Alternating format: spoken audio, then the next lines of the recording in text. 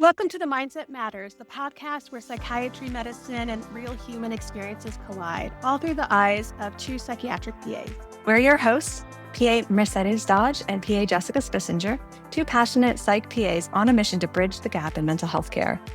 So whether you're a provider just here to level up your psychiatric insight, increase your mental health skills, you're in the right place.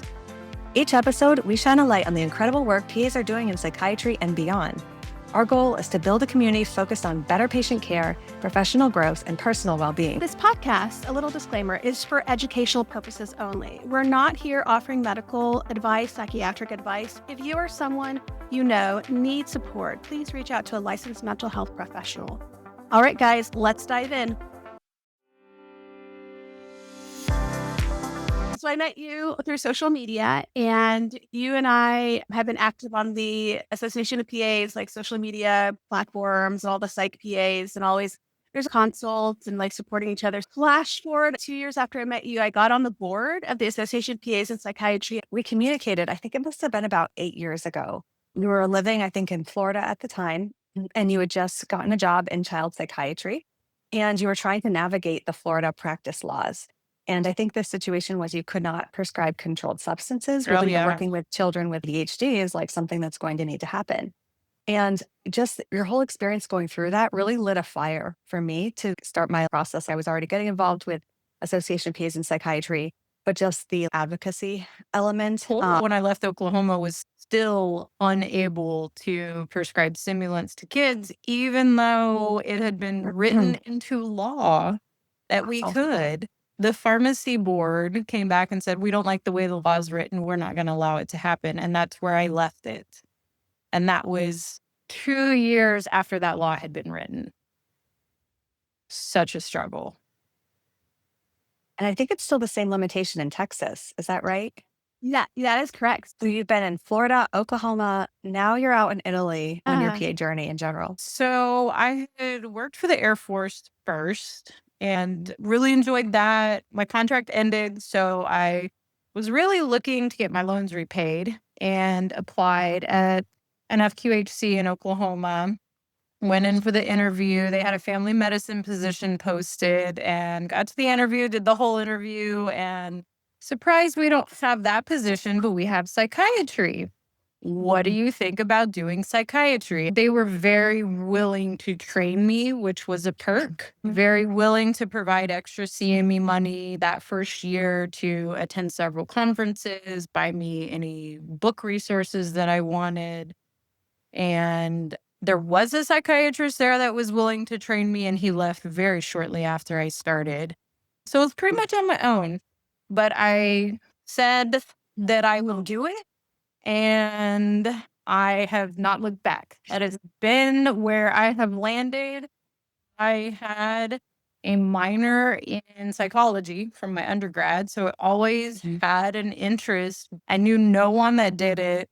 The Association of PAs in Psychiatry was very small and wasn't very active on social media at that time. Okay, I'm going to give this a try, and hopefully my loans get repaid, which they didn't. So even though you were coerced through this specialty, you found meaning in the work. Yeah. It was like jumping off without having a safety net because you really needed the loan repayment. Your psychiatric supervisor said they were going to train you, and then they fell off as well. So how did you lean in on educating yourself? Obviously, you had a supervising position, but probably not as committed in training you. So how did you train yourself up? I didn't start out with a whole lot of patients, which was nice. I had a lot of time during the day to just read resources and look things up and study up on topics. It was one of those sink or swim where you have got to figure this out on your own because no one's going to do it for you. So I spent a lot of time reading, and I'm not going to lie, there would be people that would come in and say, and I would say, I don't know the answer. I don't know the answer for you, but I'm going to find out. And then I would just read. And I went to 3 conferences that first year, Psych Congress. I went to some regional ones, and then I went to the national one. I met some of the well-known people in the psychiatric community, James Cannon, Jessica. And they told me these are the books you need to read, Stalls and DSM, and read those cover to cover. If I couldn't find an answer to something, I tried to use every resource I could to figure it out. And I think having learned on my own was actually really beneficial because I didn't have a choice. These were my patients. I had to take care of them. I had to do better for them. I needed an answer. So I had to seek out the knowledge to find it. So when did you complete the CAQ? So after you started psychiatry, what was your pathway from starting psychiatry and then completing the CAQ? This has been a lot of years ago now. I think I was in my third year of practice when I got to Florida. And my employer there luckily said, we'll pay for your tests, we'll pay for study materials. So that was really helpful too, that they were willing to support me in getting that education. So I would say about 3 years in. And then I was able to have the psychiatrist there that I work with fill out the paperwork saying that they felt that I met the criteria to take the test and that I knew what I was doing. And so, yeah, I think in about 3 years was when 3 years of practice and my third year of practice. You mentioned that you read the DSM back to back, cover to cover. Just curious, as time's gone on now, that's what you did to do the CAQ, but do you have any go to resources? What are your favorites? I still love stalls. That's when I'm tapering meds or switching meds or people bring up the rare side effect they heard about on the internet and want to know the percentage of the incidents. I love referencing that. With the changes in the DSM, I still use that a lot. I find it helpful for people to know they can also use that as a resource. Some of my recent favorite books that are not really textbooks or reference books are The Mind Gut Connection, which is really up and coming in the psychiatric world, how much our gut and our diet plays a role in mental health and how we can change that even without medications. Feel like there was such a push of meds. We can't fix everybody with just medicine. People have got to do some things on their own to improve mental health. Getting the gut biome balanced is so important to doing that. The Connected Child has been a game changer for me. I went to a course in Oklahoma City provided by the Halo Project. If anybody's in the area, anybody can sign up. It's free for caregivers. I went there as a professional, so mine was paid. It was geared toward kids who come from hard places, which could mean a lot of things. Adopted kids who are in the foster system, kids who've just struggled and haven't had those meaningful connections. And the premise is, in a nutshell, connection before correction. If we can connect with kids first, they are more likely to accept our corrections and change their behavior. Some people say, oh, it's gentle parenting. You don't have any rules and boundaries for these kids anymore. It's a different mindset for grown-ups to teach emotional regulation to your kids, which is huge for child psychiatry because if your parents don't teach you that, how will you then learn that? And then the cycle continues of dysregulation. I've read a lot of books with a similar premise, and the Connected Child just really talks about transgenerational trauma. So basically, if the parent hasn't gotten the tools to regulate themselves, and maybe they fear being in their body senses and taking care of themselves, the kid sees that's being modeled. And then there's this constant cycle of transfer of, oh, that's what my mom did. That's how she regulated or reacted. That connection part, I think, is healing not only for the kiddo, but also for the parent. I see this a lot because I do child adolescent psychiatry. I see this theme a lot about being a parent can be very therapeutic for the parent to heal some trauma wounds, which allow the kid to be broken out of that trauma cycle. The author developed TBRA, trust-based relational interactions. So this whole type of therapy and model, I love that they break it down into the upstairs brain and the downstairs brain. If you're in the downstairs brain, it's your lizard brain. You're not thinking clearly. You're not making good decisions. And I've seen this in kids when they are upset, you do not get through to them. You Yeah. can talk and talk. And why'd you do that? What are you doing? That's wrong. And it means nothing until they get back to that brain that's logical and calm. Knowing that distinction has been a game changer. And it seems so simple, but it's so much more complex than that. And I really tried to put that into my practice, especially with the kids. But adults, these same things work in relationships. So I really tried to put it, because I did have adult patients too, but I would see adults, and even some of them, I loved, my favorite patient were my borderline patients that I could employ these tactics with. Because you think, oh, borderline, we can't do anything for them. Meds aren't going to help them. But being able to give them some of these tools and then to have them come back and say, you know what, I did that and that worked for me. I'm very interested, though, to know, what does your practice look like right now? I know you've been in a variety of settings, I think flight medicine, IO community clinics. Now you're in Italy.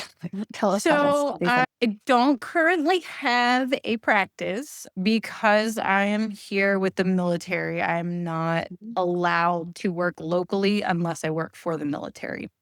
And the opportunities are very limited.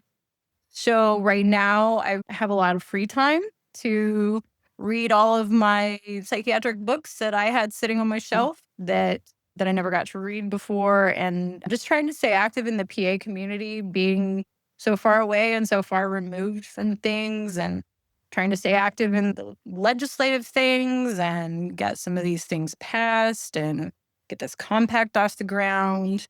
I will be here for 3 years, and I still Wow. have an active PA license. I just renewed it. I'm still doing CME. I'm still learning. In the military, they have a lot of volunteer opportunities, a lot of helping people to get the things that they need, whether that's been with my kids' school or with my husband's squadron, getting people to the information they need.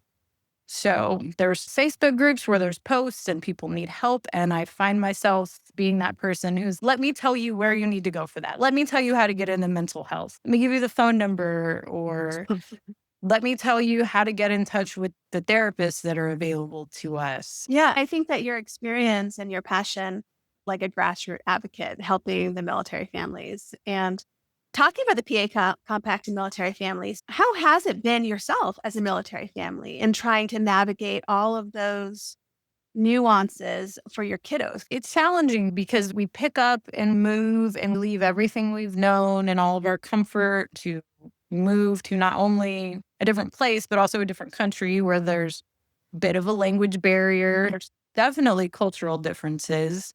The healthcare here is challenging. We do not see everyone that is an American military provider. We see Italian providers. Care is very different. Even for myself, just trying to navigate that healthcare system has been challenging. And I really try to help everybody else. If I get a piece of information that might be beneficial, like you can go to the pharmacy and request over-the-counter medications without an appointment, because they don't sell over-the-counter medications here. You can't go to a pharmacy here and buy Tylenol without a doctor prescribing it for you. And if you do, it's $17, which is crazy. So I really try to help the other families because medical is overwhelming as a military family. It's just a whole other level of difficulty. So knowing that Italy's practices are different, that's a different culture shock. Do you feel like there's some themes that align with the way of life and lifestyle, like movement, being out, community, eating, like that breaking the bread type of feeling? Because there is that change. I always feel like it's constant, like fast pace, get some fast food, keep on doing your 8 to 5. It's detrimental for the body and detrimental for our mental health. Sometimes I have to teach parents or adults, like, you need to create healthy boundaries in your life. No one's going to do it for you. Italy has a different type of mindset. Being an Yes, American. this is my place. Although it's frustrating sometimes, Yeah. they Most things are closed for lunch, and lunch is 12:30 to 3:30. So you're not going to get any tasks done. If you go out to eat, you do not rush. You are eating for 2 hours. And there's such a culture of let's sit down and talk. People are not on their phones. They're talking to each other. Everyone is out walking. So thinking about the book you're referencing with the mind gut connection, when you were practicing clinically and you're encouraging patients to consider these elements, how did you have that conversation? I think that I would approach it as yes, we're seeing some improvement with the medication, but what if I could give you tools that you could control that is going to benefit not just your mental health, but your physical health and well being as well? And even in teenagers, they're like, yeah, of course I want to do something myself. What can I do? And I would tell them, I've been reading this book and it's so cool. And it talks about how you can really improve all sorts of mental illness issues with changing the way you eat, being healthier, being more active, and changing your gut biome. Are starting to hear some of these words in their TikTok viewing and that they want to know more. And I would tell them, it's crazy. This book says you should eat 30 different fruits and vegetables a week. Can you imagine that? I can't even name that many fruits and vegetables. We should eat a rainbow. Our plate should be different colors. We should eat fruits and vegetables of different colors because they provide us different nutrients and we want to feed this bacteria. And I could really get some of them convinced to do it. And it's always a challenge because a lot of people live in food deserts and what they're eating at home is what their parents make. So then we have that extra step of now I have to convince my parents that I want to eat these things. Having the parents in there for the visits, I could convince them that you guys do this together. Have this be a whole family thing. Get everybody involved. Get everybody feeling better and moving. And even a modest weight loss can help your anxiety, help depression, all these things just help you feel better overall. One of the things that I've learned in child adolescent practice is getting the parents' buy-in is helpful, especially for teenagers where they're like, oh, I don't really talk to my parents. I'm really focused on my social network. It is so still important that the parent is showing good habits and good models. Once we hit that age where our kids look like adults, parents start shying away and saying, I don't really have control. But in reality, we have a lot of control. Those are really good points that you bring up, that connection and also enlisting the family. And diet is one of the hardest changes that you can ask someone to make Yeah. because it depends where you live. In the US, there's 50 fast food options that you can just hop from, and it's easier. We're so busy. We're so scheduled all the time that we don't have time to cook and to go to the store every day. We do what's easy and quick because that's what our lifestyle demands. And that's a huge ask of, okay, shift your entire lifestyle. Take a 3-hour lunch, meet with people and just chat. Put your phone down and ignore those emails and pings. Just have a day where you're like, okay, I don't have 30 things planned today. I do think there's opportunities for kids. Free parenting is a really important mindset from my experience. That brings me to my other book that I'm currently listening to, The Anxious Generation. The basic premise is how we shifted from a play-based childhood in the 80s, early 90s to a phone-based childhood. And the differences in our kids, it wasn't just US based, so it was everywhere where smartphones and social media platforms became an ingrained part of childhood. It was always things that I had said in my practice, but now it's like the anthropological background of when we were hunter gatherers, what we experienced in childhood, the divide between childhood and adulthood. And it's meeting those milestones, like you said, of okay, now you're this age, now you get to walk to the store by yourself. Now you're this age, now you get a driver's license. I always thought it was fascinating when I would talk to kids and they didn't drive and they didn't go anywhere on their own and they didn't have a desire to go and be with others because they have a phone. We've tried to mitigate all risk, even to the point of redesigning playgrounds, but there's such an importance in being able for kids to navigate a situation and determine their level of safety. So what the proposal was in the book was that get hurt, you get hurt a little bit, or you have a minor injury, letting kids hang out with unsupervised play where the parents are not involved in directing because, again, we're taking our kids to sports. There's a coach there. We're taking our kids to do all these activities, but they don't get the chance to work it out between themselves. And they have the correlational studies, they have the graph charts that show when the phones became a thing and when Facebook became a thing and how Facebook basically hijacked upper level behavioral theories to get kids addicted to the dopamine hits of the likes and the comments. I feel a little dorky sometimes when I'm talking to parents and I'm like, but have you read this book? Can I tell you about it, please?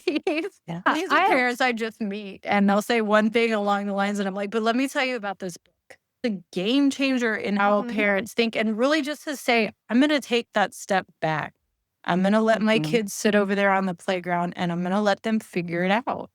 I'm going to let them play and meet up. I was one of those parents who, no sleepovers, we could never do that. But I loved that as a child. I loved having that as a memory. And I feel like even here, I know parents more than I ever did in the US because it's a small group and I'm fortunate to see them regularly and interact with them. But even that experience with other kids, I feel is something for myself. I've had to be like, this is okay. This is okay to let them experience this. Let them have this experience. Yeah, no, I completely agree. I read the book. It's interesting how you mentioned growing up, you remember independence, and I do too. I remember going to the movie theater, and this is middle school, alone with friends. It reminded me that there was beauty before social media and before the phone. But I think it's us parents, we're getting more news worthy that's fearful based. And so we get clammed up. And so it has to be a mindset shifter. Jonathan Haidt, I think one thing that really resonated with me is the more that a kid is on social media or screens and they retreat, the more their brain is not experiencing lived experiences in real life. If they go into real life experiences, they're actually triggered more easily because of the way that the brain works. And so you're doing a disservice for them to manage adversity. Actually, they're not exposed to real life experiences. And so that really made me realize how important it is to send my kid to go eat dinner with his friends by himself. We had to teach him about tips. You got to tip waiters, waitresses. You mentioned some other things I'm curious about. So we've certainly talked about nutrition and that ability to explore some freedom and independence and face adversity. You also talked about the importance of like approaches encouraging like movement, and I mentioned plants and creativity. Yes, there is something in psychiatry that says if you take care of another living thing, whether that be a plant, an animal, a reptile, whatever, that it gives you some kind of purpose. Something is depending on you every day. I really like the plants because they're generally pretty low maintenance. They provide oxygen for your house, so that's good for you too. The older I've gotten, the more I've gotten into plants and talking to my plants, just having something that you need to get up and do every day. It's a small purpose because I feel like a lot of teenagers just don't have a purpose. Wondering and questioning not only who they are, but what their purpose is and where do I fit in. If the plant doesn't make it, no big deal. You can buy another one for a few bucks. If you have a pet, even better. If you've got a dog, you can walk the dog every day. Play with your dog, throw the ball, whatever you can do to get you moving, because movement is so beneficial. If it's for the weight loss, if it's for helping your mindset, if it's for releasing all the dopamine after you do a workout. I really love the idea of having that purpose, however small. I think there was this study where they were having elderly individuals where they brought some elderly's interactions with preschoolers or kids, or they gave them a plant. And then they looked at their longevity or their outlook. And what they realized is the connection with the elderly people with kids and plants. They had a purpose or a connection, had more positive outcomes versus if it's someone that's isolated and doesn't have a purpose. I think what's the big ones for me are that medication only gets us so far. And there are so many other things to employ other than the medication and that you can control. You can absolutely 100% make those changes and use those strategies to do different things and being creative. We have phones, we have social media. We don't spend time being bored, and boredom can create creativity. We are so scheduled that we don't have time for boredom, and then we don't get creative. We don't write poems. We don't draw pictures. I remember as a kid being like, okay, I'm outside and I have a stick. What can I do? Oh, this can be my magic wand. I'm making potions, collecting rocks and grass and flowers. If you don't have that time, you don't ever come up with those things. I love that. You just bring me back to two things. Like recently, I asked my kid, "What are you doing?" I'm going to go fishing. I'm like, "Okay. Did you bring a pole?" No. What did you use? A stick. I'm like, that's wonderful. You just figure it out. And then another thing as an adult, I think that we don't have much opportunities to be creative and we have to carve it out. A couple of years ago, I signed up for a program called narrative based medicine. And so what we did is we had block online. It was a Canadian program and we created stories and poems. And I was so busy with my life then, but I carved that time out to connect with other medical professionals.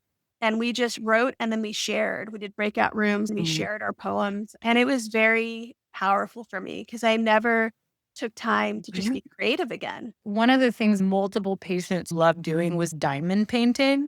Multiple of my patients, adults and teenagers, said, I really love diamond painting because you get so focused on getting those little things to stick on your paper that time just goes by and you forget about all the things you need to do, all the stresses, all the worries because you're in that moment. Mindfulness. Like, I think creativity taps into just being mindful instead of being that anxiety mindset of check block. Oh, check box. Everything that needs to be done. But yeah, diamond paintings is like very repetitive, but also you have to breathe. That's why I tell people if you like yoga, go for it. The reason why people recommend yoga for you, because they say, oh, people recommend yoga. I was like, it's probably because you need to take a pause and breathe. Yeah. I used to have yoga handouts, just like 5 small poses. And it may be in the nervous system regulation with having your head down, even in like downward dog pose or laying with your legs up against the wall can be so regulating for your nervous system, even for 5 minutes. I'm really stressed out. Let me go lay with my legs up against the wall for 5 minutes. The calming effect of that can be so profound for someone who is just so anxious all the time. And that's when you're into the parasympathetic mode. People like, I don't want to do yoga. Just do these 5 little poses and you'll see that they help you to be calm and regulate. And that ties back to the whole upstairs, downstairs brain when you can self-regulate and finding the techniques that work for you can be a game changer for managing anxiety.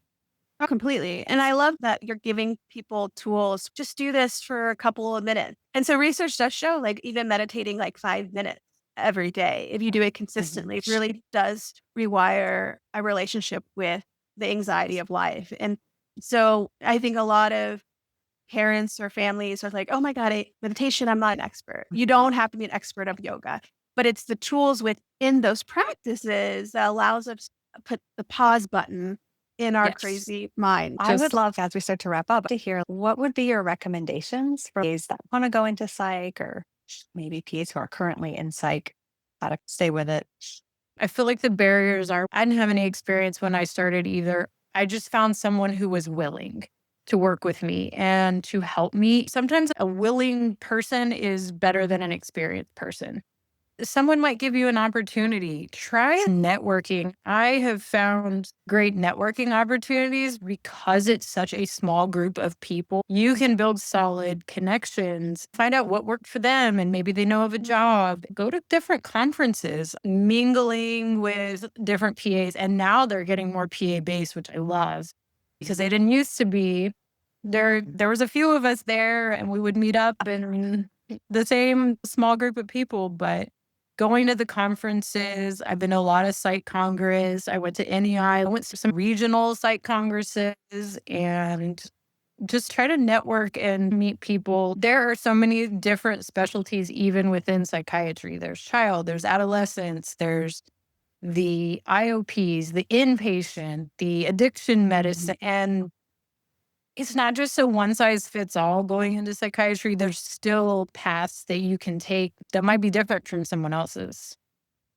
Your energy is always fun to be around. And thank you for sharing your story. I'm grateful that we're able to connect even across seas on this podcast called Life That Yes. Matter. I think the last question that I have, and then we can wrap up, is for our listeners, is there any way that you would like them to connect with you or follow you? I'm not very active on it, but La Dolce Rita is my Instagram handle that I have been trying to be better about posting about life in Italy. If anyone wants to reach out to me professionally, connect that way if they've got questions or want some mentoring or just want to chat about Italy. Yeah, I'd be happy. I'd be happy to connect. My Instagram account is not super active because I'm out doing things, Walking. hiking and exploring. The history here is just so crazy to be able to go have lunch and you're like, that was built in the 1400s and I'm eating lunch there. So yeah, I'm happy to help people out. I want everyone that's interested in psych to feel welcome because we need more people, more psychiatric providers. And it's been one of the most fulfilling things I've done in my life. Happy to help other people get into that as well. Thank you so much, Rita, for your time. Yeah. Thank you Okay. guys. Until next time.